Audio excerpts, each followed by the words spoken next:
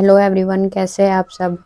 और फ्रेंड्स, आज मेरा व्लॉग स्टार्ट हो रहा है रात के 10 बजे से।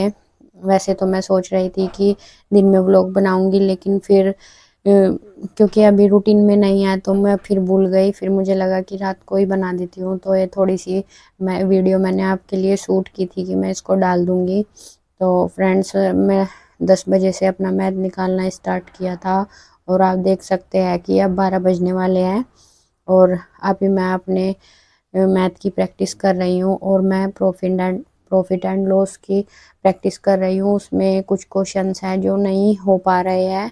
मतलब मैंने टेक्स्ट बुक पर मॉक दिया था तो उसमें मेरे कुछ क्वेश्चंस छूट रहे थे, तो फिर मैंने दोबारा से प्रैक्टिस किया, क्योंकि मैथ हम जब भी अच्छे से सीख पाते हैं जब हम उसकी प्रैक्टिस ज़्यादा से ज़्यादा कर ले। और 2 से 3 बार निकालने से कुछ नहीं होगा, जब भी हम टाइम पे क्वेश्चन कर देंगे। वैसे तो मैं क्वेश्चन कर लेती हूँ, लेकिन क्या होता है कि मुझे टाइम मतलब किसी किसी क्वेश्चन में टाइम ज़्यादा लग जाता है, तो उसकी वजह से जो क्वेश्चन आते हैं तो वे भी छूट जाते हैं। इसलिए फ्रेंड्स, आप ये ना सोचे कि एक बार मैंने मैथ पढ़ लिया और फिर मुझे मतलब मेरा मैथ पक्का हो गया। एक बार एक एक्सरसाइज कर ली, एक बार करने से नहीं होगा। मैं आपको सच बता रही हूँ, आपको 3 से 4 बार ज़रूर मैथ निकालना पड़ेगा, जब भी आप मैथ के क्वेश्चंस कर पाओगे।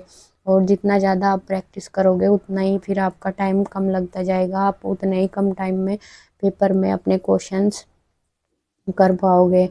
अगर आप अच्छे से प्रैक्टिस नहीं कर रहे हैं तो फिर आपसे क्वेश्चन नहीं होंगे। तो फ्रेंड्स, मैं बस अपने क्वेश्चंस की प्रैक्टिस कर रही थी और फिर मुझे 1 बज गया था। मतलब अब फ़िलहाल यहाँ पर 12:30 के आसपास हो चुके हैं, और फिर मैंने सोचा कि जो मैंने दिन में हिस्ट्री पढ़ी थी मैं उसका थोड़ा सा रिवीजन कर लूँ, जिससे मुझे अच्छे से याद हो जाए। एक बार सुबह उठ कर कर लूँगी।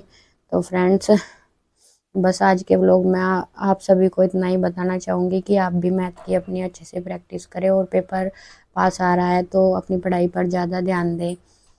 और वैसे तो सभी अपनी तैयारी में लगे हुए हैं, कोई ज़्यादा पढ़ लेता है, कोई कम पढ़ लेता है, लेकिन आप अपना 100% दें। क्योंकि क्या होता है कि किसी के पास टाइम ज़्यादा होता है और किसी के पास इतना टाइम नहीं होता। मतलब जैसे हाउस वाइफ हो गई या कोई वर्किंग मैन है तो उनके पास ज़्यादा टाइम नहीं होता, लेकिन आपके पास जितना भी टाइम है आप अपने टाइम को अच्छे से यूटिलाइज करें और अपनी पढ़ाई पर ध्यान दें। तो फ्रेंड्स, आप देख सकते हैं कि रात के 1 बज चुके हैं और अब मैं अपनी स्टडी यहाँ पर ख़त्म कर रही हूँ। और अब मैं अलार्म लगा दूँगी जिससे मैं सुबह को उठ जाऊँ, क्योंकि क्या होता है कि मतलब आँख नहीं खुल पाती, इसलिए अलार्म लगा देती हूँ तो फिर उससे आँख खुल जाएगी, क्योंकि सिवाय को भी स्कूल भेजना है। तो फ्रेंड्स, मैं कोशिश करूँगी कि मैं जल्दी से अपना व्लॉग डालूँ।